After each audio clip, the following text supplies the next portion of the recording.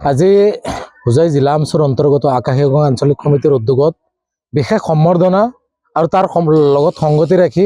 সজাগতা সভাৰ আয়োজন কৰা হৈছে। যিহেতুকে ইতিমধ্যে নৱনিযুক্ত আমাৰ হোজাই জিলাৰ পৰা প্ৰতিনিধিত্ব কৰা চেলিমুদ্দিন ডাঙৰীয়া সাংস্কৃতিক সম্পাদকৰ দৰে গুৰুদায়িত্ব অৰ্পণ কৰা হৈছে তেখেতক কেন্দ্ৰীয় সমিতিৰ, যাৰ বাবে আজি আমাৰ আঞ্চলিক সমিতিয়ে তেখেতক সম্বৰ্ধনা জনোৱাৰ উদ্দেশ্যে এখন সভা আয়োজন কৰিছে। তাৰ সমান্তৰালভাৱে দেখা গৈছে যে আমছুৱে বিগত দিনত যি অবিৰত আমাৰ যুদ্ধ আছে, বাল্য বিবাহ, বহু বিবাহ, শিশু শ্ৰমিক বা সমাজ বিৰোধী যিবোৰ কাৰ্যকলাপ আছে বা উঠি অহা প্ৰজন্মৰ মাজত যিধৰণে নিচাজাতীয় দ্ৰব্যৰ সেৱন বৃদ্ধি পাইছে, এই ক্ষেত্ৰত আমি সজাগতাৰ সৃষ্টি কৰিছোঁ। কাৰণটো হ'ল বিভিন্ন সময়ত দেখা যায় যে সংবাদ মাধ্যমৰ সন্মুখত মুখ্যমন্ত্ৰীয়ে ডাঙৰ ডাঙৰ লেকচাৰ দিয়া দেখা যায় যে সমাজ বিৰোধী কাৰ্যকলাপ কৰা সকলক নিৰ্দেশনা দিয়া হয় যে তাৎক্ষণিকভাৱে গ্ৰেপ্তাৰ কৰিব লাগে, কঠোৰ শাস্তি দিব লাগে। কিন্তু সেইসকলক সজাগতামূলকভাৱে সজাগতাৰ সৃষ্টি কৰি সেইসকলক এই সমাজ বিৰোধী কাৰ্যকলাপৰ পৰা কেনেধৰণে আঁতৰাই ৰাখিব পৰা যায়, এই দিশত কোনো ধৰণৰ চিন্তা চৰ্চা কৰা দেখা নাযায়। অৰ্থাৎ বেমাৰ হোৱাৰ লগে লগে বেমাৰীজনক মাৰি পেলাব লাগে, কিন্তু বেমাৰ কমাৰ বাবে ঔষধৰ যে ব্যৱস্থা কৰিব লাগে এই ক্ষেত্ৰত মুখ্যমন্ত্ৰী কোনো ধৰণৰ গুৰুত্ব নাই।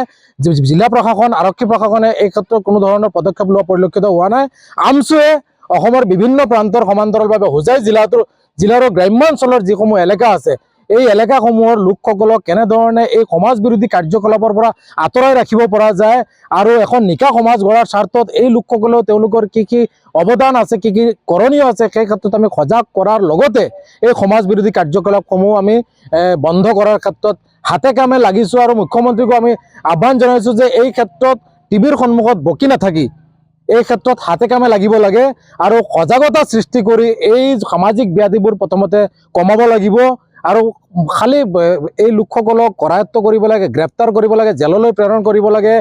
এনকাউণ্টাৰ কৰিব লাগে। এই ধৰণৰ কাৰ্যকলাপে এই সমাজ বিৰোধী কাৰ্যকলাপ যিবোৰ আছে, সমাজ বিৰোধী যিবোৰ ব্যাধি আছে, এই ব্যাধিবোৰ কোনো কাৰণতেই নকমে। গতিকে আমি আমছুৰ ফালৰ পৰা আহ্বান জনাইছোঁ যে সজাগতাৰ সৃষ্টি কৰিব লাগে আৰু বিশেষকৈ অসমৰ বিভিন্ন জিলাৰ লগতে হোজাই জিলাৰো আৰক্ষী তথা জিলা প্ৰশাসনক আমি আহ্বান জনাইছোঁ আমছুৰ ফালৰ পৰা যে এই ক্ষেত্ৰত গ্ৰাম্যাঞ্চলৰ যিসমূহ এলেকা আছে, এই সমাজ বিৰোধী কাৰ্যকলাপ, আইন বিৰোধী যিবোৰ কাম কাজ চলি আছে, এইবোৰ কমোৱাৰ ক্ষেত্ৰত সজাগতাৰ সৃষ্টি কৰি এই সমাজৰ পৰা এই সামাজিক ব্যাধিবোৰ দূৰ কৰিব লাগিব। আৰু এই ক্ষেত্ৰত আমছুৱে যিকোনো সময়ত, যিকোনো মুহূৰ্তত সহায়ৰ প্ৰয়োজন হ'লে আমি সহায় কৰিবলৈ প্ৰস্তুত আছোঁ।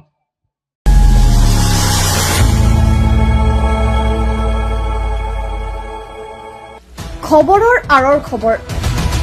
ব্ৰেকিঙৰ হুলস্থুলৰ মাজত ৰৈ যোৱা সমাজৰ নেতিবাচক বহু খবৰ, ৰাজনীতিৰ পৰা সমাজ নীতিলৈ, খেল জগতৰ পৰা কৃষি খণ্ডলৈ,